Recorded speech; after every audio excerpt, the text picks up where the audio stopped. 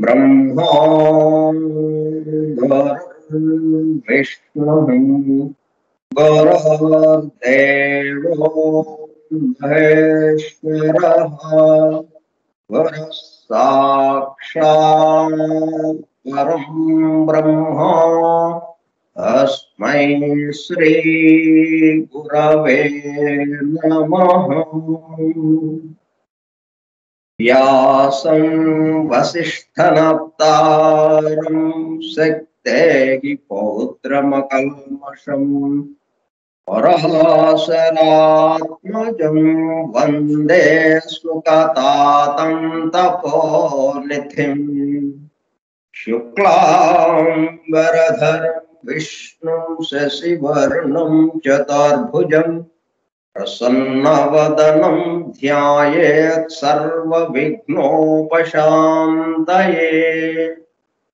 अगज आनन पद्मार्कं गजाननमहर्निशम् अनेकदं तं भक्तानाम् एकदन्तमुपास्महे। वक्रतुण्ड महाकाय कोटिसूर्यसमप्रभ निर्विघ्नं कुरु मे देवा सर्वकार्येषु सर्वदा। सरस्वती नमस्तुभ्यं वरदे कामरूपिणी विद्यारम्भं करिष्यामि सिद्धिर्भवतु मे सदा।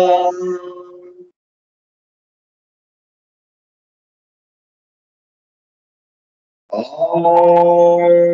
भूर्भुवः स्वः ॐ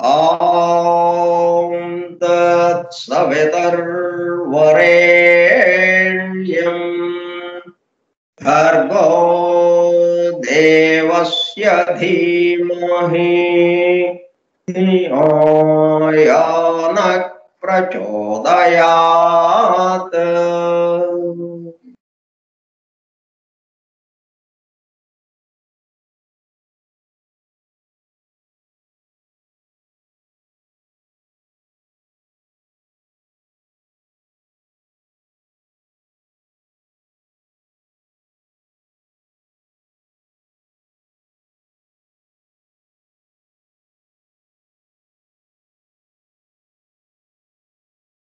वासुदेव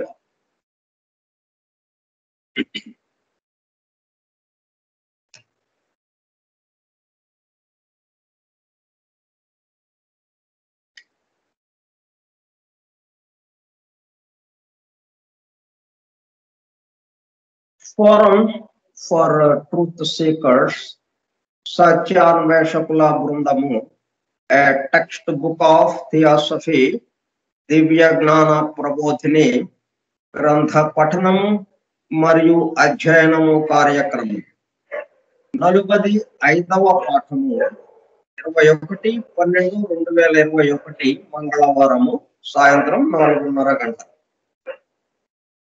దివ్య జ్ఞాన ప్రబోధిని స్కైప్ గ్రూప్ లో సుదూర ప్రాంతాలలో ఎవరింట్లో వారు హాయిగా విశ్రాంతి తీసుకుంటూ ఏకకాలంలో ఒకేసారి ఏమి చేస్తున్నాము? వింటున్నాము. ఏమి వింటున్నాము? 1888 సంవత్సరంలో అనగా దాదాపు 133 సంవత్సరముల క్రితము the synthesis of science, religion and philosophy, శాస్త్రము, మతము మరియు తాత్వికతల సమన్వయ రూపముగా పరమ గురువులు సమస్త మానవాళి ఆధ్యాత్మిక అభివృద్ధి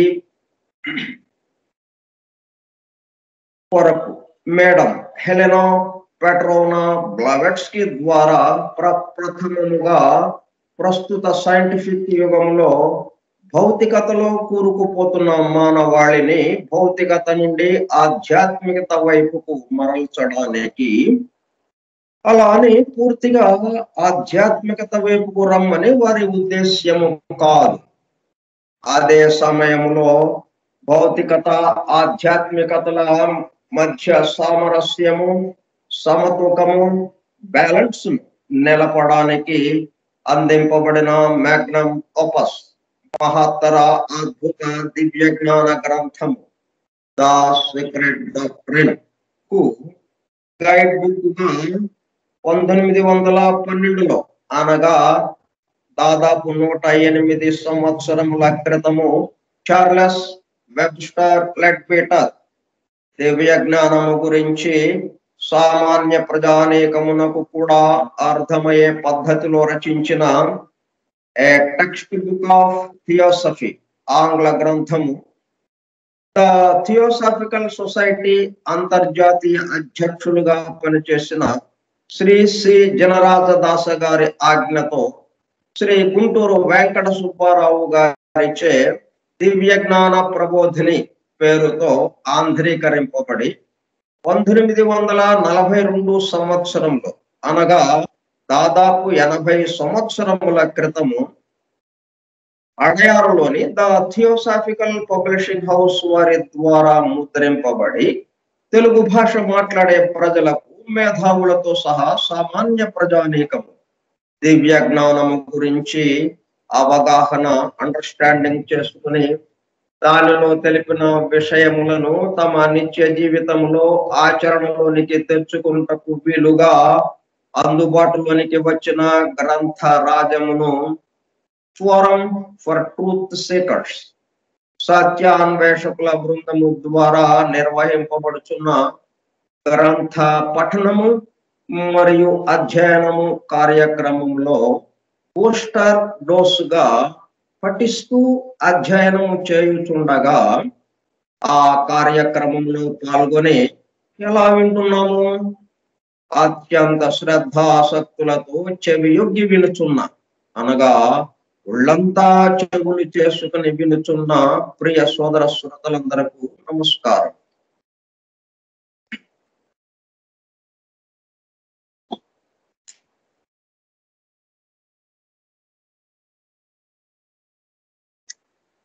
దివ్య జ్ఞాన ప్రబోధిని యోగి లెడ్బీటర్ గారు వ్రాసిన ద టెక్స్ట్ బుక్ ఆఫ్ థియోసఫీకి ఆంధ్రీకరణము గుంటూరు వెంకట సుబ్బారావు చే ఆంధ్రీకరింపబడినది. అడయారు థియోసాఫికల్ పబ్లిషింగ్ హౌస్ వారిచే ప్రచురింపబడినది 1942 సంవత్సరం.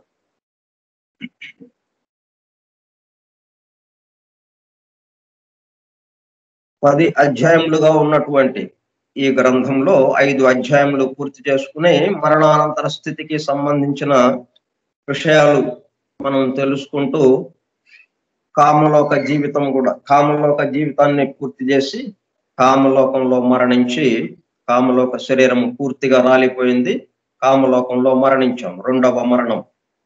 మొదటి మరణం పార్థివలోకం, స్థూల లోకంలో పార్థివ దేహాన్ని వదలటాన్ని మొదటి మరణము అంటాం. అది అయిపోయిన తర్వాత కామలోకంలో కామ శరీరము రాలిపోవడాన్ని, పూర్తిగా రాలిపోవడాన్ని రెండవ మరణంగా చెప్పి, మరణించాము అంటే ఇంకొక చోట మేల్కొంటున్నామని, ఇంకొక చోట జన్మిస్తున్నాము అన్నట్టుగా ఉంటుందన్నమాట.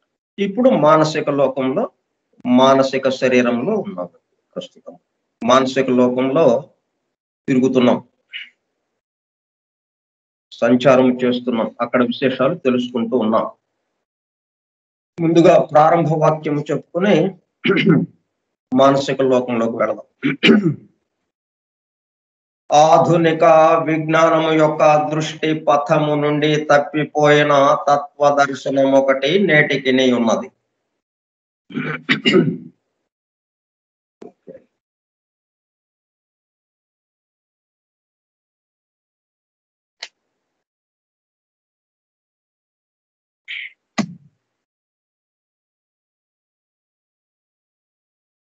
నిన్న మనం ఒక విషయాన్ని చెప్పుకున్నాం. అంటే మనం పనుల్లో మార్పు కాదు తెచ్చుకోవాల్సిందే, భావంలో మార్పు, ఆ పనులు చేసే విధానంలో మార్పు. పనులు అలాగే ఉంటాయి, ఎందుకంటే ఇవి కొద్దిగా మారాలంటే మనం అనగానే కంగారు పడతాం. అమ్మో, ఇప్పుడున్న జీవితం మనకి బాగానే ఉంది అంటే, కష్టాలు ఉన్నప్పటికీ, దుఃఖాలు ఉన్నప్పటికీ, ఈ దినచర్య ఇది, ఈ ఈ స్వభావము, ఈ గుణాలు, ఈ భావాలు, ఇవన్నీ మనకి సరిపోయినట్టుగా ఉండి మారటానికి మనం భయపడతాం. అందుకనే మారాలండి, చాలా గొప్ప గొప్ప విషయాలు నేర్చుకోవాలనేటప్పుడు కల్లా పక్కకు వెళ్ళి, అందుకని ఆ పనేమి లేకుండా మీరు ఇప్పుడు వరకు ఏ పనులు చేశారో అవే పనులు రేపు కూడా చేతులుగా. అయితే ఆ పనులు ఎలా చేసుకున్నాము? నా కోసము అన్న పద్ధతిలో చేసాము ఇప్పుడు దాకా. అట్లా కాకుండా ఇతరుల కోసం నాకు చేతనైన పని నేను చేస్తున్నాను అన్న భావంతో చేయటం. దాంతో ఏమవుతుంది? సేవా కార్యక్రమంలోకి వచ్చేస్తాం. దానికి ఇంకా కొనసాగింపుగా ఒక అడుగు ముందుకు వేద్దాం ఈరోజు. అసలు ఈ పనులన్నీ ఎవరివి? మనం రోడ్డు మీద ఓ వందల మంది చాలా హడావుడిగా వెళ్ళిపోతుంటారు, నడిచో లేకపోతే బళ్ళు వేసుకునో, కారు వేసుకునో, ఏదో రకంగా చాలా చాలా హడావుడిగా తిరుగుతుంటారు రోడ్ల మీద. అందరూ ఎవరిని అడిగినా కానీ ఏంటి చెప్తారు? పని అంటే. ఓ పని మీద వెళ్తున్నాం, ఫలానా పని మీద వెళ్తున్నాం. మొత్తం అందరికీ కామన్ ఏంటనమాట? ఒక పని మీద అందరూ తిరుగుతున్నారు, ఖాళీగా ఎవరు లేరు. ఒకడు ఏదన్నా ఏమి తోచుపడి కాక ఊరికే అలాగా ఈ ట్రాఫిక్ ను చూద్దామని అలా నెమ్మదిగా నడుచుకుంటూ వెళ్తున్నానండి అంటాడు. అది కూడా ఒక పనే. కాబట్టి ఎవరిని కదిపినా మనం పని మీద వెళ్తున్నారు. అది మనకి చివరికి ఆన్సర్ వచ్చేది. ఈ పని ఎవరిది? కొంచెం జాగ్రత్తగా ఆలోచిస్తే ముందు మనం ఏం చెప్తాం? నా పని ఇంతే. పక్కవాడిదో, ఎదుటివాడిదో, ఆ అవతల వీధిలో వాడిదో కాదు కదా, నా పని కదా ఇది అని ఎవరికైనా అనిపిస్తుంది. ఎంత గొప్ప వాళ్ళకైనా, ఎంత యోగికైనా ఆయన ధ్యానం నా పని అండి, ధ్యానం చేయటం నా పని అంటాడు. ఎటువంటి వాళ్ళని అడిగినా సరే ఇది నా పని అండి అని అంటాం, మన మీద వేసుకుంటాం. కొంచెం జాగ్రత్తగా ఆలోచిస్తే ఈ పనులన్నీ ఎవరివి? మనం ఎక్కడున్నాము? సృష్టిలో ఉన్నాము. సృష్టిలో ఉన్నప్పుడు ఈ సృష్టిని సృష్టించింది ఎవరు? ఎవరో ఒకరు సృష్టించారు. ఆయన ఏమంటున్నాం మనం? సృష్టికర్త. కాబట్టి ఈ సృష్టిని ముందుకు నడపాల్సింది ఆయన, మనమా? సృష్టిని ముందుకు నడపాల్సింది ఎవరు? సృష్టికర్త. ఆయనది కదా బాధ్యత.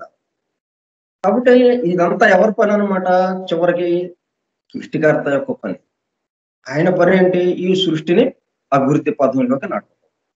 చిన్న విత్తనాన్ని మనం విత్తనాన్ని మనం భూమిలో నాటితే అది ఎలాగ నెమ్మదిగా చిన్న చిన్న మొక్కగా వచ్చి క్రమంగా పెద్దదైపోయి పెద్ద మహావృక్షంగా మారిపోతుంది.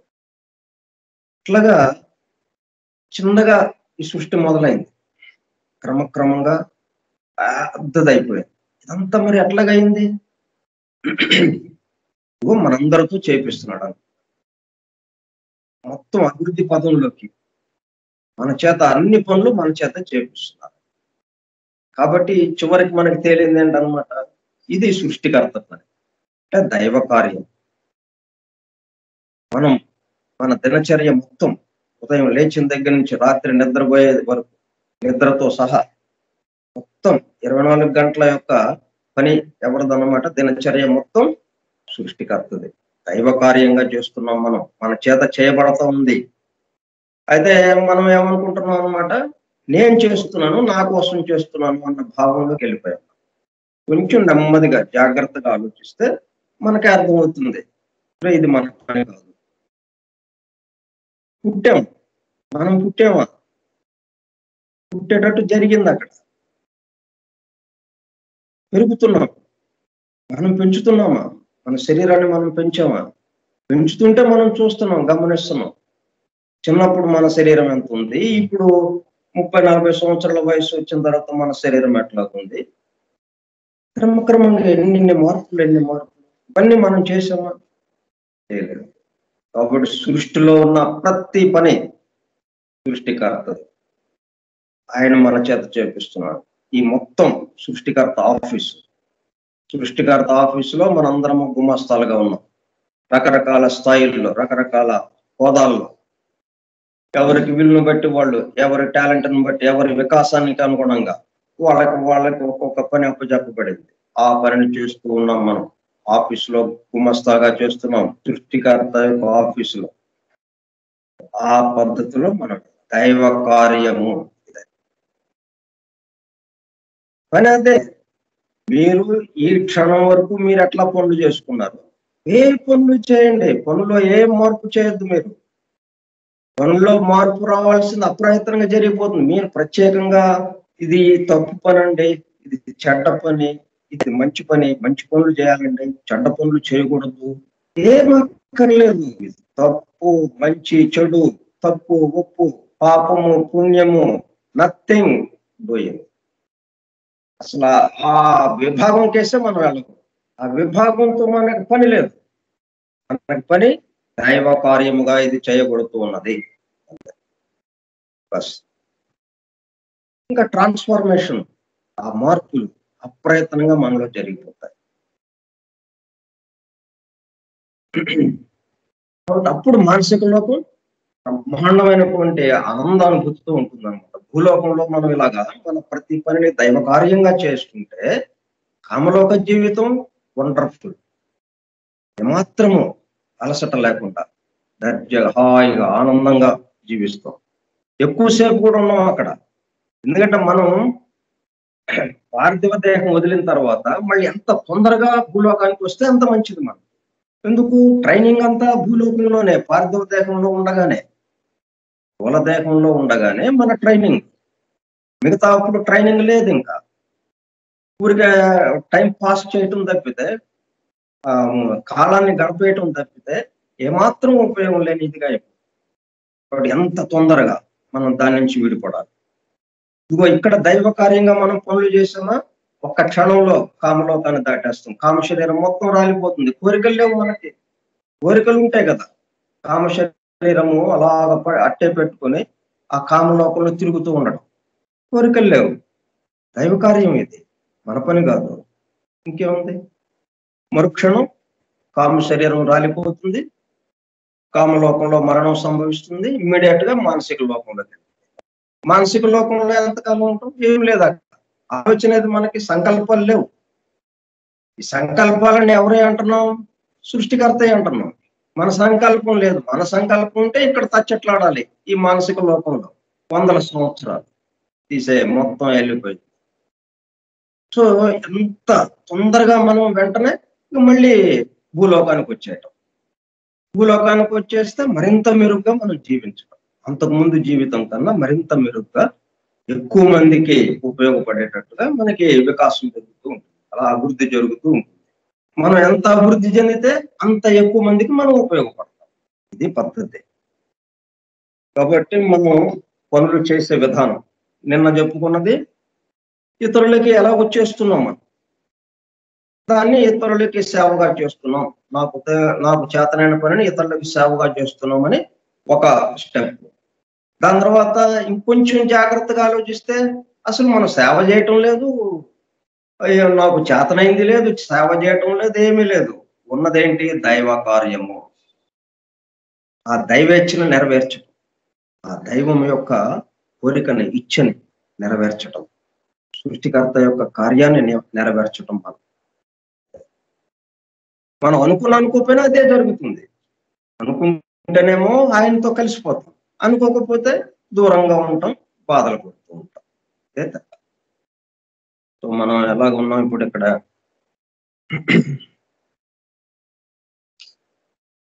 ఇప్పుడేమవుతుంది, మనం పనులన్నీ మన మీద యేసుకొని చేసేటప్పుడు కల్లా, మనం మానసిక లోకానికెళ్ళినప్పుడు ఏం జరిగింది? మనుషుడు ఈ వైభవమునంతను తాను నిర్మించుకున్న కిటికీలలో నుంచి మాత్రమే చూడగలడు. అంటే పరిమితం అయిపోయాం మనం. ప్రతి సంకల్పము భగవత్ సంకల్పం అనుకున్నాం, నా సంకల్పం అనుకున్నాం, మన సంకల్పం అనుకున్నాం. అది పరిమితం అయిపోయింది. పరిమితం అయిపోవడం చిన్న కిటికీలాగా ఉంది, చిన్న సందులాగా. ఆ చిన్న రంధ్రంలో నుంచే బయటకు చూడాలి మనం. ఆ రంధ్రం యొక్క వెడల్పు ఎంత ఉందో అంత మేరే మనం బయట కనిపిస్తూ ఉంటుంది మనకి. లోపల బంధింపబడి ఉంటాం కదా, కాబట్టి అంత మేరే కనిపిస్తుంది మనకి. మానసిక లోకం మొత్తాన్ని మనం దర్శించలేం. అదే ఇది దైవ కార్యం, పని అదే. పనిలో మార్పు లేదు. అది బాగా గమనించండి. దైవ కార్యంగా చేస్తాం. ఇంకా కిటికీ లేదు, అసలు మనకు అడ్డు లేదు. ఇంకా ఒక గదిలాగా ఉండటం, గోడలు కట్టేయటం, ఆ గోడకున్న కన్నాల్లో నుంచి, చిన్న కన్నంలో నుంచి చూడటం బయటికి, కొద్దిగానే మనకు కనపడటం, ఇవన్నీ ఉండవు. ఇంకా ఆ కిటికీలో నుంచి చూడటం అనేది పోయింది.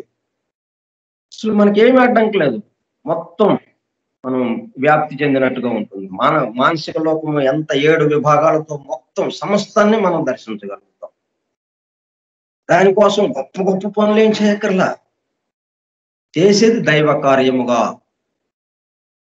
అంత తేలిక. ఆధ్యాత్మిక జీవితం అంటే దైవాన్ని చేరటం అంటే, దైవానుభూతిలోకి వెళ్ళటం అంటే అంత తేలికైన విషయం. నేను మనమే దైవాంశమును. భావంలో మార్పు తెచ్చుకోవటం. ఓకే. సరే, ఇప్పుడు మనం ఏంటంటే మనం అన్ని మన మీద వేసుకుని, సంకల్పాలు మనయే, కోరికలు మనయే, పరిమితంగా మనం చేసాం కాబట్టి ఇప్పుడు మానసిక లోకానికి వచ్చినప్పుడు ఎట్లా ఉంటుందన్నమాట, కిటికీలోంచి చూడాలి మనం చాలా పరిమితంగా. మీద చెప్పిన సంకల్ప రూపంలో ఒక్కొక్క కిటికీ, ఆ కిటికీ ద్వారా బయటనున్న శక్తులు వానికి అనుభూతమగును. వాడు భూలోక జీవితంలో అచ్చట వస్తువులనే ముఖ్యముగా భావించి ఉన్న ఎడల ఆ మానసిక లోక మహిమను వానిపై ప్రకాశింపజేయగల కిటికీలను నిర్మించుకుని ఉండడు. ఆ మానసిక లోక మహిమ తెలియదు దాని యొక్క ఆయనను బొత్తిగా అనాగరిక స్థితిని మించిన ప్రతి వాడును ఏదో ఒక స్వార్థరహితమైన భావలేశమును కలిగి ఉండను. అట్టిది వాని జన్మకంతకు అది ఒక్కటియే కావచ్చును, కానీ ఇప్పుడు అది వానికి ఒక కిటికీ ఇవ్వను. అంటే ఈ కిటికీలు కూడా ఎట్లాగా ఏర్పడ్డాయి అనమాట, మనలో ఉన్నటువంటి ఆ భావం, స్వార్థరహిత భావం. అంటే రోజంతా స్వార్థంగా ఉన్నప్పటికీ మనకి తెలుసో తెలియకో అవతల వాడికి ఏదో మంచి చేద్దాం అన్న భావం ఉంటుంది. అది ఇప్పుడు చిన్న కిటికీలాగా మనకు వచ్చింది అనమాట. ఇప్పుడు అది కూడా లేదనుకోండి, మనం రోజు మొత్తంలో పూర్తిగా మన కోసమే చేసాం, పూర్తి స్వార్థంగా. అప్పుడు ఏమవుతుంది, ఆ కిటికీలు మొత్తం మూసుకుపోయి ఉంటాం, మానసిక లోకాన్ని మనం చూడలేము.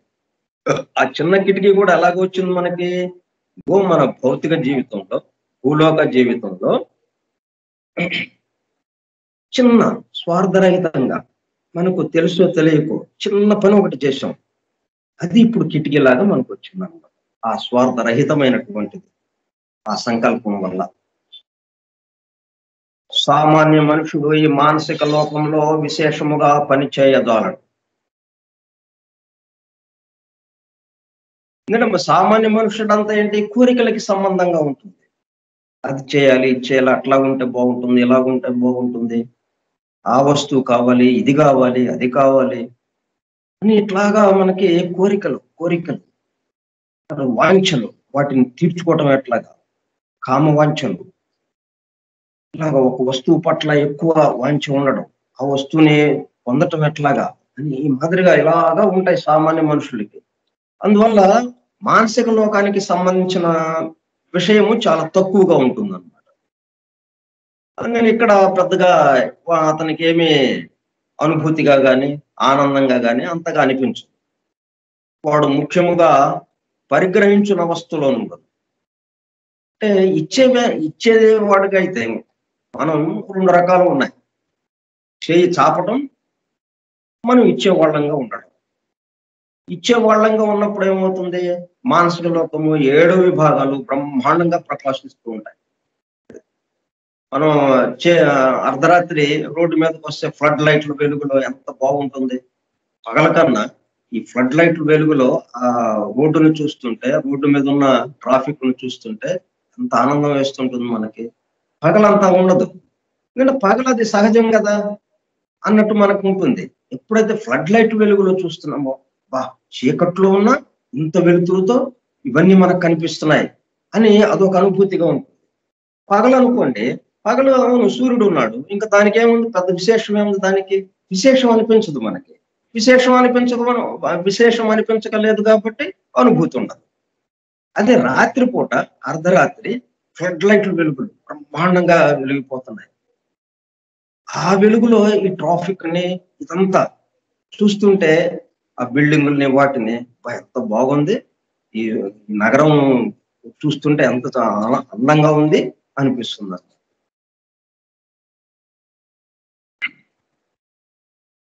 కాబట్టి మనకి ఇవ్వటము, తీసుకోవటం 2 రకాల పద్ధతులున్నాయి. మన జీవితం ఎలా గడిపాం? ఇవ్వటంగా గడిపామా? తీసుకోవటంగా గడిపామా? దాని మీద ఆధారపడి ఇప్పుడు ఈ మానసిక లోకంలో మనం ఎట్లాగుండాలి అనేది మరి ఇదేమో చాలా దీర్ఘమైనటువంటి కాలం ఉండాల్సిన అవసరం ఉందిక్కడ. మనం భూలోకంలో ఒక 80 సంవత్సరాలు జీవిస్తే, దానికి కొన్ని వందల రెట్లు మనం ఇక్కడ ఉండాల్సిన అవసరం ఏర్పడుతుంది. కామలోకంలో గాని, మానసిక లోకంలో గాని. అంత ఆహ్, దీర్ఘ కాలం ఉండాలి అంటే, మరి ఎంత విసుగ్గా ఉంటుంది మనకి. ఆనందం ఏది? ఆనందం ఉండాలంటే ఇక్కడ మనకి ఈ 70, 80 సంవత్సరాల జీవితంలో మనం ఇచ్చేవాళ్ళంగా ఉన్నామా? తీసుకునేవాళ్ళంగా ఉన్నామా? ఇచ్చేవాళ్ళంగా ఉంటే బ్రహ్మాండమైన ఆనందంగా ఉంటుంది.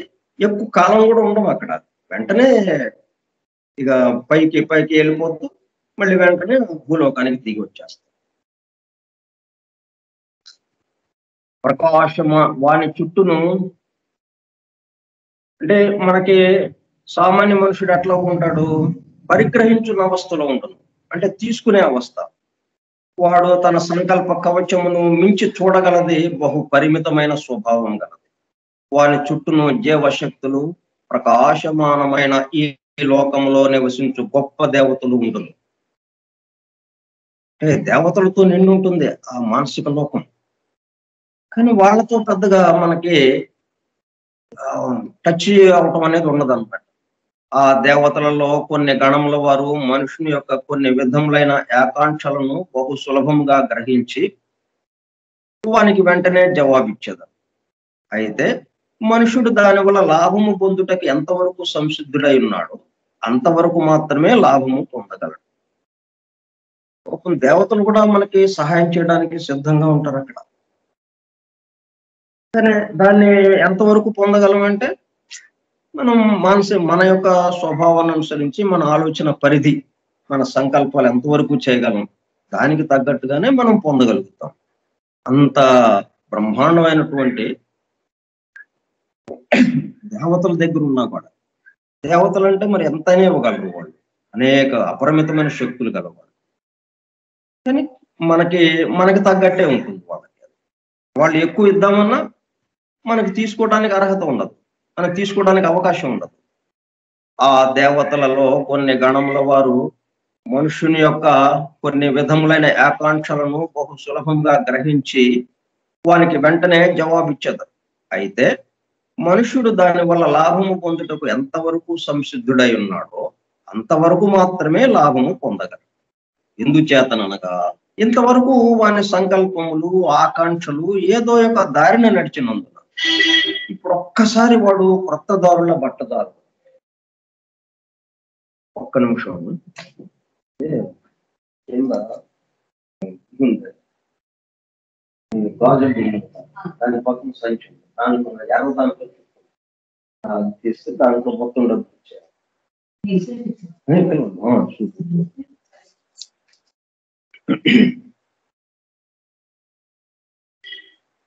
అంతవరకు మాత్రమే లాభం పొందగలడు. ఎందుచేతనగా ఇంతవరకు వాని సంకల్పములు, ఆకాంక్షలు ఏదో ఒక దారిని నడిచినందున ఇప్పుడు ఒక్కసారి వాడు కొత్త దారుల పట్టజాలడు. ఎందుకు? ప్రయత్నం కావాలి. అయితే ఇక్కడ ఇంకొక విశేషం ఉంది. మరి ఇన్ని క్రొత్త దారులు ఇదంతా ఎక్కడ చేస్తాం? మనం చేయలేము. కాబట్టి మనం చేయగలిగింది చాలా తేలికైంది, దైవ కార్యం. అప్పుడేంటి? ఇవన్నీ అక్కర్లేదు. ఇంకా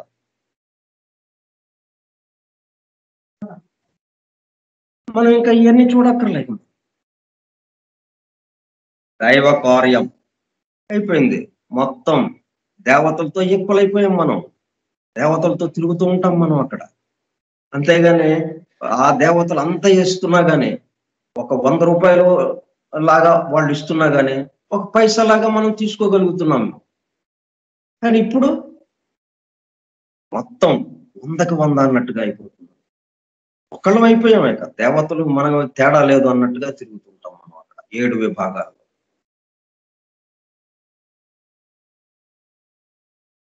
ఇప్పుడు వీళ్ళు మనకేంటి? కొన్ని స్వార్థపూరితములు, ఉన్నత సంకల్పములు అనేక మార్గములను పోవు. అందులో కొన్ని స్వార్థపూరితములను, కొన్ని స్వార్థరహితములను. స్వార్థరహితములైన వానిలో చిత్రకళ, గానము, తత్వశాస్త్రము చేరు. ఇవి స్వార్థరహితమైన గాని ఒక బొమ్మ వేశాడు చిత్రకారుడు, ఆ బొమ్మను అమ్ముకోవటానికి వేశాడు అంటే మళ్ళీ అది స్వార్థం అయిపోతుంది. కాబట్టి ఇవన్నీ కొంచెం ఇబ్బందిగానే ఉంటాయి. ఎట్లాగా ఏంటి అనేది. అలా కాకుండా బొమ్మ వేశాడు, ఇది దైవ కార్యంగా చేశాను నేను, డబ్బులు వస్తే వస్తాయి, లేకపోతే లేదు అన్నట్టున్నాడు అనుకోండి. వాడు బొమ్మకి ఎలాగో డబ్బులు ఇస్తారు. ఉత్తినే ఎవరు తీసుకెళ్లరు కదా. ఈయన బొమ్మ వేయంగానే లాక్కొని వెళ్ళిపోతారా? లేదు. ఆ బొమ్మ ఎంత ఖరీదో చూసి అంత ఖరీదు మనకి ఇస్తారు. కానీ వీడేమనుకున్నాడు? దైవ కార్యం అనుకున్నాడు. అప్పుడు దేవతలతో ఈక్వల్ అయిపోయి దేవతలతో తిరుగుతుంటాడు ఇక్కడ భూలోకంలో ఆ పని చేస్తే. ఇప్పుడు ఏమైంది? ఈ దైవ కార్యము, ఇతరులకు మనం చేసి పెడుతున్నాం, నాకు చేతనైంది, ఈ 2 ఆలోచనలు లేవు మనకి. అన్ని మన మీద వేసుకుంటూ ఉన్నాం. కాబట్టి వీటిల్లో ఏదన్నా స్వార్థరహితం కొద్దిగా ఏదన్నా ఉంటే, స్వార్థరహితములైన వానిలో చిత్రకళ, గానము, తత్వశాస్త్రము చేరు. ఆ మార్గములలో అభిరుచి గలవాని కొరకు ఇక్కడ అపరిమితమైన సుఖాస్వాదనమును, బోధయును సిద్ధముగను. మనం ఇట్లాగా ఇప్పుడు చెప్పుకుంటున్నాం, చక్కగా వింటున్నాము ఈ విషయాలు. ఈ సృష్టికి సంబంధించి, ఈ సృష్టికర్తకి సంబంధించి, సృష్టి ఎలాగ ఏర్పడింది, ఈ విషయాలన్నీ మనం విషయాలు తెలుసుకుంటున్నాం కదా.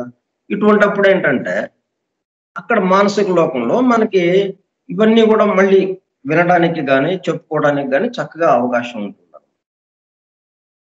సుఖాస్వాదనమును, బోధయును సిద్ధముగా ఉంటుంది. అనగా వాడు ఆ సుఖమును, బోధను ఎంతవరకు లబ్ధి పొందగలడో అంతవరకు పొందగలడు. మళ్ళీ అది కూడా లిమిటేషన్, ఎక్కడికక్కడ.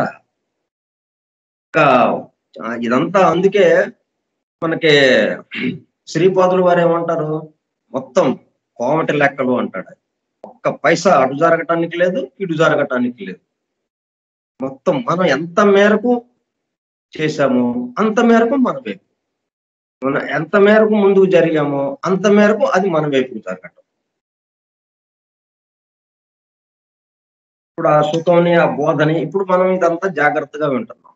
ఈ జాగ్రత్తగా ఎంతవరకు వింటున్నామో అంత మేరకు అక్కడ మనకి ఆనందంగా ఉండటం జరుగుతుంది.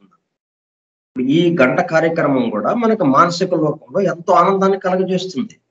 అప్రయత్నంగా మనకి తెలియకుండానే ఏదో లెక్క మనకి కాలక్షేపం కోసం, లేకపోతే ఏదో విషయం తెలుసుకుందాము అన్నట్టుగా చేరినాయి ఇక్కడికి.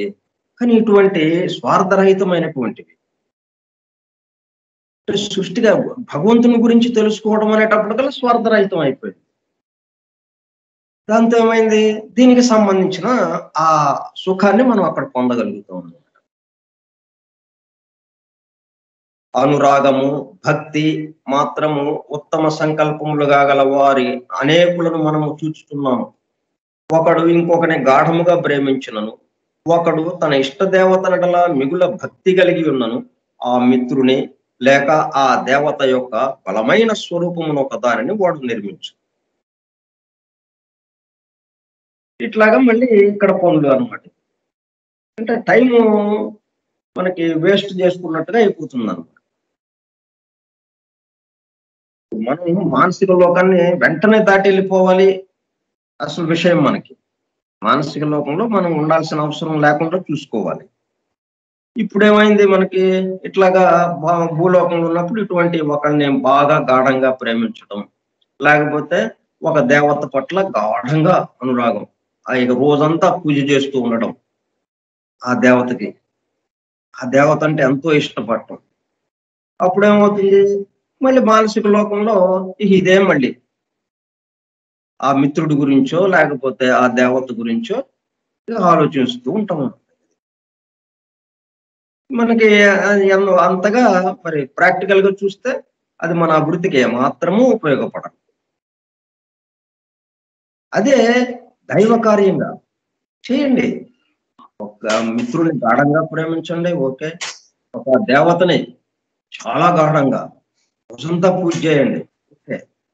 కానీ దైవ కార్యముగా అప్పుడు ఏమవుతుంది, ఇక్కడ ఇంకేమీ ఉండదు. ఇంకా మళ్ళీ ఆ రూపాన్ని నిర్మించుకోవడం, ఆ రూపానికి భక్తితో మళ్ళీ మనం పూజ చేయడం, ఇవన్నీ ఉండవు ఇంకా. అక్కడ తేడా. ఆ దేవత యొక్క బలమైన స్వరూపమును ఒక దానిని వాడు నిర్మించాడు. వాని భావములకు ఆస్పదమైన ఆ మిత్రుడు గాని దేవత గాని తరచుగా వాని మనస్సులో నుండును. వాడు తప్పక ఆ సంకల్ప రూపమును దానితో కూడా స్వర్గలోకమునకు కొనిపోవును. ఏలయనా అది ఆ తరగతి ప్రకృతికి చెందినది. చూడండి మరి ఎంత బరువులు మోస్తున్నాము.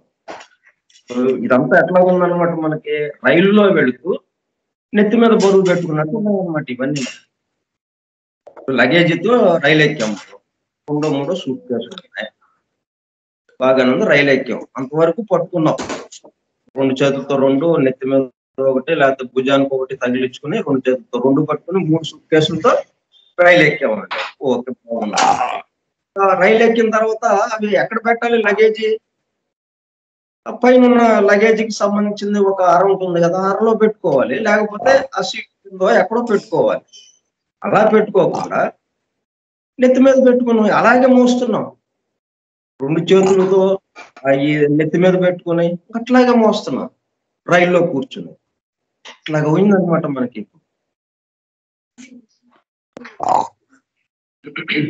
ఇక్కడ కొంచెం జాగ్రత్తగా ఆలోచించాలి.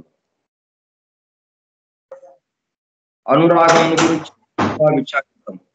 మిత్రుని విగ్రహమును నిర్మించుకుని కాపాడుకుని ప్రేమ బహు బలమైన శక్తి. ఆ మిత్రుని దరిచేది మనసు ఉత్తమ భాగమునందు పని జీవాత్మ మీద పని చేయగలంత బలము గలదు. ఏది మిత్రుడి యొక్క జీవాత్మ మీద. వాడు ప్రేమించిన మనుషులు ఆ జీవాత్మయే గాని వాని అసంపూర్ణ ప్రతిరూపముకు భార్గవ దేహము కాదు. ఆ మిత్రుని జీవాత్మ ఆ ప్రేమ స్పందమును గ్రహించిన తక్షణముననే యాతృతతో దానికి జవాబిచ్చి తన కొరకు నిర్మింపబడిన సంకల్ప రూపమును తనతో నింపివేయు. కనుక వాని మిత్రుడు వానితో అదివరకు ఎన్నడూ లేనంత పరిస్ఫుటముగా నిలిచియుండు. ఇట్లుండుట ఆ మిత్రుడు మన లెక్క ప్రకారము సజీవుడా మృతుడా అనే భేదము లేదు. భూలోకంలో బతికుండొచ్చు, లేకపోతే అతను కూడా చనిపోయి ఉండొచ్చు, దాంతో సంబంధం లేదు. ఆలోచన మన దగ్గర ఉంది. ఆలోచన ఉందంటే సజీవంగా ఉన్నట్టే కాదు. కాబట్టి వాడు సజీవంగానే ఉన్నాడు మన ఆలోచన. ప్రేమ ఒక పార్థివ దేహంలో అప్పటప్పట బంధింపబడి ఉండు మిత్రుని అంశమునకు దేహాత్మకు పంపబడుటలే. నిజలోకంలో ఉన్న వానికి అంటే జీవాత్మకు స్వయముగా పంపబడి వాడు వెంటనే దానికి జవాబు. 9 మిత్రులు ఉన్న మనుషుడు ఒకడు ఒక్కసారి ఆ 9లో ప్రతి ఒక్కని ప్రేమకు పూర్తిగా జవాబునియగలడు. ఎందుచేత అనగా జీవాత్మకు క్రింది లోకములలో ఎన్ని ప్రతిరూపములున్నను జీవాత్మ యొక్క అనంతత్వమునకు తరుగురాదు. ఇట్లా జరుగుతుంటుంది కరెక్ట్ గా. దీనివల్ల మనకి మన అభివృద్ధికి, మన పరిపూర్ణత్వానికి, మన ఆధ్యాత్మిక అభివృద్ధికి, మనం దైవానుభూతిలోకి వెళ్ళడానికి ఏమాత్రము అంతగా ఉపయోగపడని అంశాలను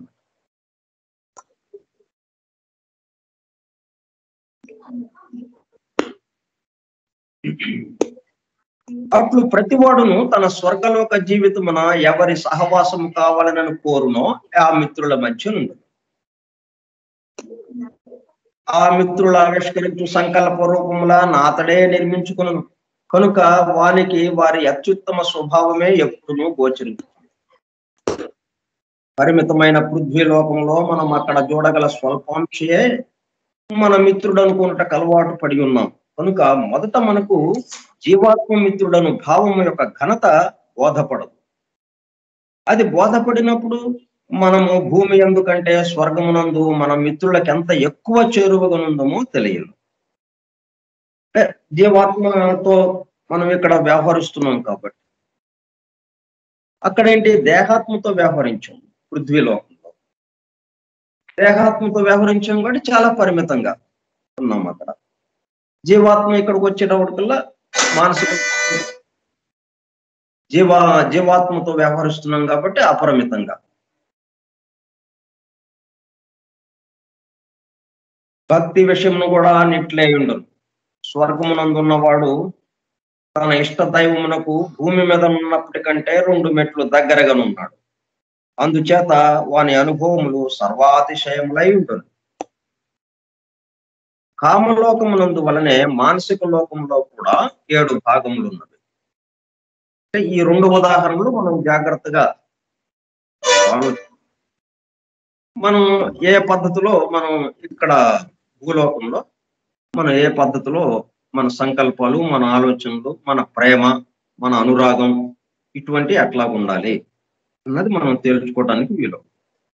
ఎందుకంటే ప్రేమ, అనురాగాలు ఇవన్నీ కూడా మనల్ని బంధించేవే. కాబట్టి వాటిని తగ్గించుకుంటా మనం వెళ్ళాల్సిన అవసరం. ఆ గాఢత తగ్గించుకుంటే అప్పుడు ఏమవుతుంది, ఇక్కడ ఇక కాలక్షేపం చేయటం ఉండదు. ఇక ఇప్పుడు మనం ఆ మిత్రుడు ఎంతో గాఢంగా ప్రేమించాం మనం భూలోకంలో. ఇప్పుడు అక్కడ ఇంకా ఆ మిత్రుడి యొక్క రూపాన్ని మనం ఊహించుకుంటా వాడిలో ఇక్కడ ఏమవుతుంది, వాడి దేహాత్మ ఇక్కడ ఉన్నది కాబట్టి మానసిక లోకంలో వాడి జీవాత్మకి సంబంధంగా ఉంటుంది కాబట్టి వాడి జీవాత్మతో మనం చరించినట్టుగా అయ్యి ఇక అలాగా వాడి యొక్క విశేషంతోనే, వాడి జ్ఞాపకాలతోనే వాడిని ప్రేమిస్తూ వాడితో మాట్లాడుతున్నట్టుగా, మనం మాట్లాడితే వాడేదో సమాధానం మనకి ఇస్తున్నట్లుగా ఇలాగా కాలం గడిచిపోతూ ఉంటుంది. మొత్తం ఊహే కదా అది. అది మన యొక్క అభివృద్ధికి ఏమాత్రమూ ఉపయోగపడుతుంది. కాబట్టి మనం భూలోకంలో ఎక్కువ ప్రేమ, ఎక్కువ అనురాగం అనేది లేకుండా చూసుకోవాలి. ఎక్కడికక్కడ చాలా జాగ్రత్త. అప్పుడేమవుతుంది, మనం మానసిక లోకంలో ఇవన్నీ రావు, అవి లేవు కాబట్టి ఆ టైం అంతా మనకు కలిసి వచ్చింది. వాటితో ఆ మిత్రుడితో కలిసే కొన్ని వందల సంవత్సరాలు, అలాగే ఆ దేవతతో మనం ఆ పూజ చేయటం, ఆమెతో మాట్లాడటం, ఆ దేవతతో అవన్నీ కొన్ని వందల సంవత్సరాలు పోయినాయి. ఇవన్నీ మొత్తం ఎగిరిపోయినాయి. వెంటనే మనం కారణ లోకంలోకి వెళ్ళిపోతాం. కారణ శరీరం దగ్గరికి అంటే మానసిక మరణం జరిగిపోతుంది. భూలోకంలో మనం ఎక్కువ కాలం జీవించడం ఉపయోగమే కానీ, ఎందుకంటే ట్రైనింగ్ పీరియడ్ కాబట్టి. ఇక్కడ కామలోకంలో, మానసిక లోకంలో ఎంత తక్కువ కాలం జీవిస్తే అంతగా మనం అభివృద్ధికి త్వరగా వెళ్ళిన వాళ్ళం అవుతాం. దాని యొక్క ఆ కాల పరిమాణం మనం తగ్గించడానికి ప్రయత్నం చేయాలి. కామలోకంలో కాల పరిమాణము, మానసిక లోకంలో గడిపే కాల పరిమాణము తగ్గాలి అంటే మనం భూలోకంలో మన యొక్క స్వభావం, మన ఇతరులతో వ్యవహరించే తీరుతెన్నులు వీటి మీద ఆధారపడుతుంది. గాఢత లేకుండా చూసుకోవటం.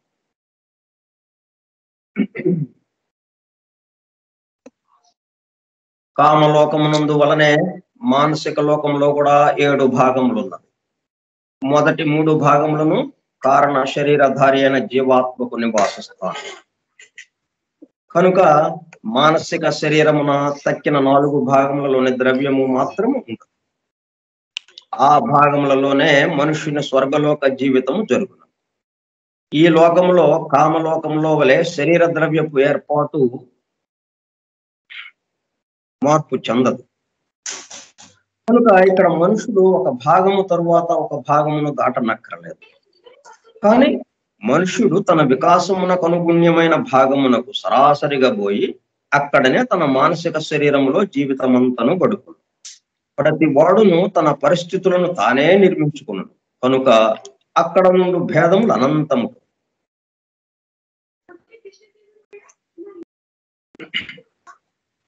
సంగ్రహముగా చెప్పిన ఎడల ఈ లోక స్థూలతమ భాగంలో కనపడు విశిష్ట లక్షణము స్వార్థరహితమైన కుటుంబ అనురాగం. అది స్వార్థరహితమై ఉండవలెను. లేని ఎడల దానికి ఎక్కడ చోటే ఉండకపోవును. స్వార్థలేశము ఎక్కడనైనా నుండినను వాని ఫలితములు కామలోకంలోనే భుక్తమైపోయి ఉండును. 6వ భాగంలోని ముఖ్య లక్షణము దేవుని యందు మానవ లక్షణములను ఆరోపించు మతానుసారమగు భక్తి. ఈ మానసిక లోకంలో 7 విభాగాలు అనుకున్నాం కదా. 7 విభాగాల్లో 6వ విభాగానికి సంబంధించి ఏంటనమాట ముఖ్య లక్షణము దేవుని యందు మానవ లక్షణములను ఆరోపించు మతానుసారమగు భక్తి. మనం రాముడు మరి అట్లాగా మనలాగానే జీవించాడు కదా. అలాగే వీళ్ళందరూ ఎలాగా జీవించారో అలాగా మనలాగా ఎలాగ ఉందో అవన్నీ ఆరోపించుకోవటం దానికి సంబంధంగా ఉంటుందన్నమాట 6వ భాగం. 5వ భాగం నందలి ముఖ్య లక్షణము ఏదో ఒక విధమైన కార్యముగా పరిణమించిన భక్తి. అది యాక్షన్ గా వచ్చేసింది అనమాట. 6వ భాగంలో ఉన్నది ఏదైతే ఉందో అది 5వ భాగానికి వచ్చినప్పటికల్లా యాక్షన్ గా అయిపోయింది.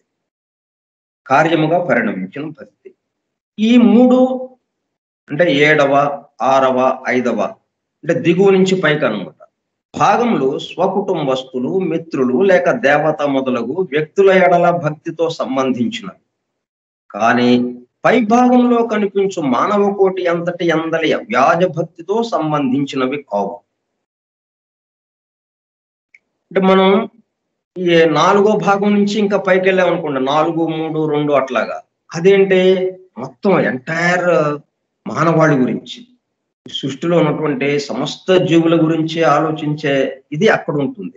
ఇక్కడేంటి మన కుటుంబం వరకు పరిమితం, మన మిత్రుల వరకు పరిమితం, మనం ఎవరినైతే ఆరాధిస్తున్నామో ఆ దేవత వరకు పరిమితం. ఇంకొక దేవత అంటే అది మాకు నచ్చదండి, మేము మా దేవతనే కొలుచుకుంటాం అన్నట్టుగా చెప్తాం. ఇది 5వ విభాగం వరకు ఈ పద్ధతిలో ఆలోచన ఉంటుంది. అంటే కొంచెం స్వార్థ రహితంగా, అంటే తను ఒక్కడే ఆలోచించట్లేదు. తన చుట్టూ ఉన్న కుటుంబ సభ్యుల కోసం, తన చుట్టూ ఉన్న మిత్రుల కోసం, తన చుట్టూ ఉన్న తనని ఎవరైతే ఆరాధిస్తున్నానో ఆ దేవత కోసం ఇట్లాగా ఆలోచన కొంత ఉంది కాబట్టి ఇది పూర్తిగా స్వార్థంగా లేకుండా ఉంది కాబట్టి ఇవి మనకి ఇక్కడ 5వ విభాగం దాకా పనిచేస్తూ ఉంటాయి. 4వ భాగములో జరుగు కార్యములు అనేక విధములు. వానిని స్వార్థరహితమైన ఆత్మజ్ఞానాన్వేషణము, అంటే ఆత్మజ్ఞానం అన్వేషిస్తున్నాం. మనం ఏం చెప్పుకున్నాం, మనం ఫోరం ఫర్ ట్రూత్ సీకర్స్, సత్యాన్వేషక బృందము. మన బృందం పేరేం పెట్టుకున్నాం, సత్యాన్వేషక బృందం. అది సత్యాన్వేషణ బృందము అని పెట్టాము కానీ ఆత్మజ్ఞానాన్వేషణ బృందం అని పెట్టుకున్నా మళ్ళీ దీంట్లో స్వార్థము స్వార్థరహితము 2 ఉన్నాయి. అంటే వ్యక్తిగతంగా నేను ఈ భగవంతుడితో ఐక్యమైపోవాలి, మిగతా వాళ్ళ సంగతి నాకు అక్కర్లేదు, నేను భగవంతుడితో ఐక్యమైపోవాలి అన్నట్టుగా ఉంటేనేమో స్వార్థంగా ఉంటుంది అది. అట్లా కాకుండా ఈ సమస్తము భగవన్మయము, అంతా భగవంతుడు ఒక్కడే ఉన్నాడు, ఆయనతో ఈ మొత్తం వ్యాపింపబడి ఉంది అన్నట్టుగా ఆ సత్యాన్ని మనం దర్శించటం. అందరికీ సంబంధించిన మొత్తం ఎవరిలో ఉందో, ఈ సమస్తము ఎవరిలో ఉందో, ఈ సమస్తాన్ని ఎవరు నడుపుతున్నారో, యవ్వనిచే జనించు అనే అక్కడ ఆ ముసలిత వల్ల బాధపడినటువంటి ఏనుగు ఎట్లాగైతే ఆ భగవంతుని ప్రార్థించిందో అట్లాగా ఆ విధంగా ఉన్నప్పుడు ఏమవుతుందన్నమాట, అది స్వార్థరహితంగా ఉంటుంది. కాబట్టి స్వార్థరహితమైన ఆత్మజ్ఞానాన్వేషణము ఈ 4వ భాగంలోకి వస్తుంది. అది అదే ఆత్మజ్ఞానాన్వేషణ ఇప్పుడు మనం చదువుకుంటుందే 4వ భాగంలోకి వస్తుంది. ఏది ఎట్లాగా అయితే ఆత్మ సమస్తాన్ని ఆవరించి ఉన్నది ఏది ఉందో దానికోసం మనం వెళ్ళటం, అంతేగాని నేనొక్కడిని వెళ్ళటం అనేది కాదు. నేనొక్కడిని అనే పాయింట్ వచ్చేసేటప్పటికల్లా మళ్ళీ దిగువకి రావటం 5, 6, 7 విభాగాలకి సంబంధించి. కాబట్టి ఈ 4వ భాగంలో ఎట్లా ఉండాలన్నమాట, స్వార్థరహితమైన ఆత్మజ్ఞానాన్వేషణము, గొప్ప తత్వ విచారము లేక శాస్త్ర విచారము, స్వార్థరహితములకు ప్రయోజనముల కొరకు ఉపయోగింపబడిన సాహిత్య ప్రజ్ఞ లేక కళాభిజ్ఞత. ఇప్పుడు ఎకరాల కృష్ణమాచార్య గారు ఉన్నారు, 100 పుస్తకాల పైన రాశారు. ఆయన తన గొప్పతనం కోసం రాయలేదు. ఆయన ఇది ఎవరెవరికైతే ఉపయోగపడుతుందో, ఎవరెవరైతే ఆ దైవాన్వేషణలో ఉన్నారో, ఆ దైవానుభూతిలోకి వెళ్ళడానికి ప్రయత్నం చేస్తున్నారు, ఈ సమస్తాన్ని ఉన్నటువంటి ఆ సత్యం ఏదైతే ఉందో, ఆ సత్యంగా మారటానికి ఎవరైతే ఉన్నారో వాళ్ళ కోసం రాశాడు ఆయన, అందరి కోసం రాశాడు. అట్లాగనమాట ఆ సాహిత్యం అందరి కోసం. షేక్స్పియర్ ఉన్నాడు. షేక్స్పియర్ అతను వాస్తవంగా చూస్తే అసలు ఆయనకి కవిత్వానికి సంబంధించిన విషయమే లేదు ఆయన దగ్గర, కానీ ఆయన నుంచి అపారమైన కవిత్వం ఇప్పటికీ మరి మనం చెప్పుకుంటున్నాం. 100 సంవత్సరాల క్రితం రాసినప్పటికీ ఇప్పుడు మనం ఆయన యొక్క కావ్యాలన్నింటినీ చెప్పుకుంటున్నాం. ఎందుకని? అందరి కోసం. దైవాన్ని ఆ దైవ కార్యంగా చేశారు వాళ్ళు. ఈ సాహిత్యం కానీ ఏదైనా సరే దైవ కార్యంగా చేశారు కాబట్టి మనం ఇప్పుడు దాకా అలాగ ఉందన్నమాట, పూర్తి స్వార్థరహితంగా. సేవ కొరకు అనగా ప్రతిఫలాపేక్ష లేక చేయు సేవ నేను 4 ముఖ్య భాగములుగా విభజించవచ్చు. ఇవన్నీ కూడా ఎక్కడ ఉంటాయన్నమాట, 4వ విభాగంలోకి వస్తాయి. అంటే ఎందుకని 4వ విభాగానికి వచ్చినప్పటికల్లా ఒక్కొక్క విభాగం పైకి వెళ్లే కొంది మన యొక్క ఆనందం డిగ్రీలు పెరుగుతూ ఉంటాయి అన్నమాట. మనం 7, 6, 5 దగ్గర కొంత సామాన్యంగా ఉండే ఆనందం, 4వ దానికి వచ్చినప్పటికల్లా అపారమైన ఆనందం. ఇంకా 3, 2, 1కి వెళ్తే ఇక అది ఊహించలేము అంత ఆనందం. ఆనందమే ఆనందం అన్నట్టుగా ఉంటుంది. ఈ ఆనందం యొక్క డిగ్రీలు 7 విభాగాలు క్రమక్రమంగా పరిపూర్ణమైనటువంటి ఆనందంగా పెడతాం.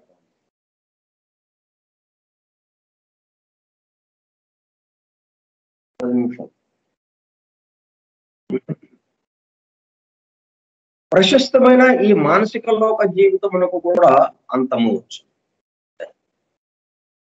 ఆనందంగా గడిపాం, బాగానే ఉంది, కానీ ఎంతవరకు ఇదంతా కూడా ఊహే కదా, ఊహలు కాబట్టి క్రమక్రమంగా అది రాలిపోతూ ఉంటుంది, అది నీరసపడిపోతుంది, క్రమక్రమంగా ఇక అది లేకుండా అయిపోతుంది.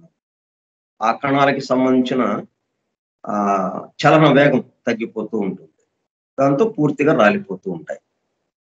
దాంతో ఈ మానసిక లోక జీవితాన్ని కూడా మనం అంతము వచ్చినప్పుడు మానసిక శరీరము తక్కిన శరీరముల వలె అవసాదనము నుండి మనుషుని కారణ శరీరంలోని జీవితం ఆరంభం. సో ఇప్పుడు ఈ మానసిక జీవితానికి సంబంధించినటువంటి మానసిక శరీరం మొత్తం రాలిపోయింది, ఇది కూడా అయిపోయింది. అంటే ఇట్లాగా వీటితో కాలక్షేపం అయిపోయింది. దాంతో చాలా ఎక్కువ కాలమే గడిపాం. కామలోకంలో కన్నా మానసిక లోకంలో ఇంకా ఎక్కువ కాలం గడిపాం. గడిపి చివరికి అది కూడా రాలిపోయింది. రాలిపోతే ఇప్పుడు మిగిలిన శరీరం ఏంటి? కారణ శరీరం, అంటే జీవాత్మ యొక్క నిజమైన శరీరం. అది ప్రస్తుతానికి క్యాంప్ ఆఫీసుగా ఆయన ఏం చేశాడు, ఉత్తమ మానసిక లోకంలో కారణ శరీరాన్ని ఆ ఉత్తమ మానసిక లోక పదార్థంతో తన కారణ శరీరాన్ని తయారు చేసుకుని ఇంకా పర్మనెంట్ గా దాన్ని ఉంచాడు అనమాట. పర్మనెంట్ అనమాట. అక్కడికి వెళ్ళిపోతాం మనం. అంటే ఇక్కడ మూడో మరణం అనమాట ఇది. మానసిక లోకంలో మరణం. ఒక లోకంలో మరణం అంటే ఇంకో లోకంలో జన్మించటం అన్నట్టుగా. అక్కడ మేల్కొంటాం మళ్ళీ. అంటే కారణ లోకంలో కారణ శరీరంతో మేల్కొంటాం అక్కడ. మనుషుని కారణ శరీరంలోని జీవితము ఆరంభము. ఇది మనుషుని నిజ నివాస స్థానము. వాని చుట్టూనున్న గోడలన్నీను పడిపోయినవి. ఇప్పుడు మనకి మానసిక శరీరంలో మానసిక లోకంలో గోడలు ఎందుకు వచ్చినాయి? మన యొక్క సంకల్పాలు. మన ఎక్కువ ప్రేమగా కొంతమంది మీద ఉంటాం. ఇట్లాగా స్వార్థపూరితంగా కొన్ని కానీ స్వార్థరహితమైనవి కూడా స్వార్థరహితంగా ఉన్నప్పటికీ ఇవన్నీ అంటే గోడల్లాగా వచ్చేసినాయి మనకి మానసిక లోకం. అందువల్ల అది ఎక్కువ భాగం చూడలేకుండానే మనకి మొత్తానికి మానసిక జీవితాన్ని పూర్తి చేస్తాం. మానసిక లోకంలో పూర్తి అయిపోయింది. ఇప్పుడు మనం కారణ శరీరంలోకి వచ్చాం. ఇక్కడికి వచ్చేటప్పుడు లేటనమాట.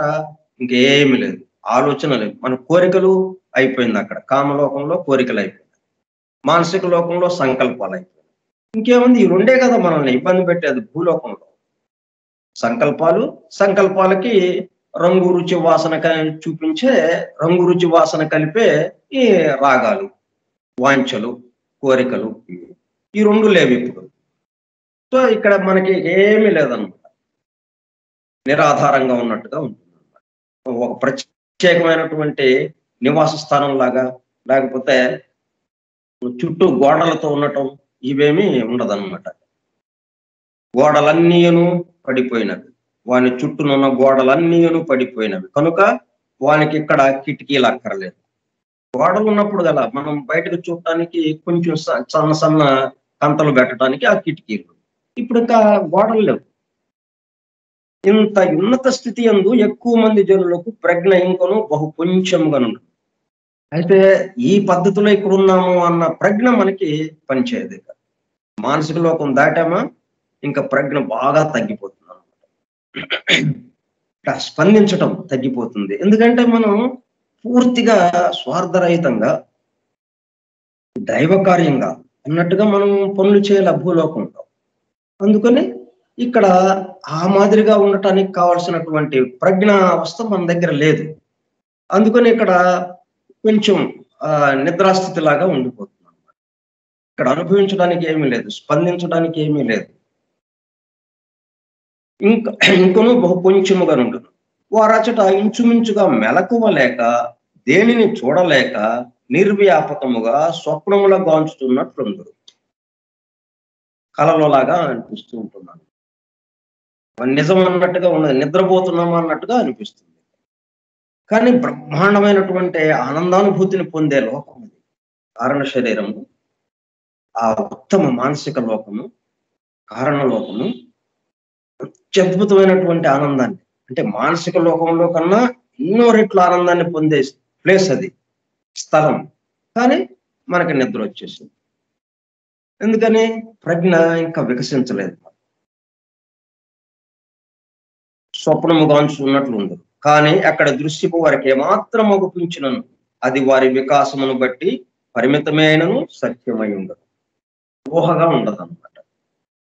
ఆయనను వారు అక్కడకు జన్మాంతరమున తిరిగి వచ్చిన ప్రతిసారి ఆ పరిమితి తగ్గుచు, అంటే ప్రతి జన్మకి మళ్ళీ మనం కిందకి దిగుతాం కదా, మళ్ళీ భూలోకంలో ఒక 70-80 సంవత్సరాలు జీవిస్తాం. జీవించి మళ్ళీ మరణించి అక్కడి నుంచి కామలోకము, మానసిక లోకము వచ్చి మళ్ళీ కారణ శరీరానికి వస్తాం, కారణలోకానికి. ఇట్లా ప్రతిసారి వచ్చినప్పుడల్లా కొద్ది కొద్దిగా మనకి పెరుగుతూ ఉంటుంది అన్నమాట. అంటే ఆ వికాసము పెరుగుతూ ఉండడం వల్ల తిరిగి వచ్చిన ప్రతిసారి ఆ పరిమితి తగ్గుచు వారు వృద్ధి అగుచు వచ్చుట చేత అత్యంత సత్యమైన ఆ జీవితము వారికి ఉత్తరోత్తరముగా విశాలమును పరిపూర్ణము నగును. సో ఇంకా మిగతా విషయాలు మనం రేపు చెప్పుకుందాం. రేపుతో మనకి ఈ కారణ శరీరం కూడా పూర్తి అయిపోతుంది. మానసిక లోకం పూర్తి చేసుకున్నాం, కారణ లోకంలోకి వచ్చాం. ఇప్పుడు కారణ శరీరంతో ఉన్నాం. ఈ విశేషాలు కూడా మనం ఒక్కసారి మళ్ళీ మిగతా మరణానంతర స్థితికి సంబంధించి ఏమేమి ఉన్నాయో ఎట్లాగ ఉందో అదంతా ఒకసారి సింహావలోకనం చేసుకుని రేపటితో మనకి పూర్తి అయిపోతుంది. ఏది మరణానంతర స్థితికి సంబంధించి పూర్తి చేసుకున్నవాడు అవుతాం. సో మిగతా విషయాలు రేపు చెప్తున్నాం. స్వస్తి ప్రజాభ్యః పరిపాలయంతాం న్యాయేన మార్గేణ మహీం మహిషాః ఓ బ్రాహ్మణేభ్యః సుఖమస్తు నిత్యం లోకాః సమస్తాః సుఖినో భవంతు లోకాః సమస్తాః సుఖినో భవంతు లోకాః సమస్తాః సుఖినో భవంతు. ఓం శాంతి శాంతి శాంతి.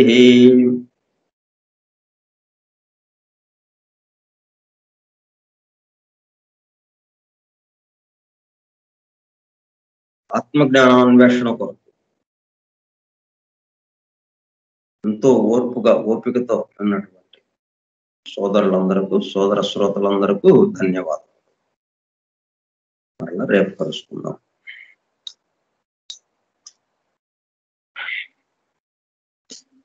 Thank you, sir.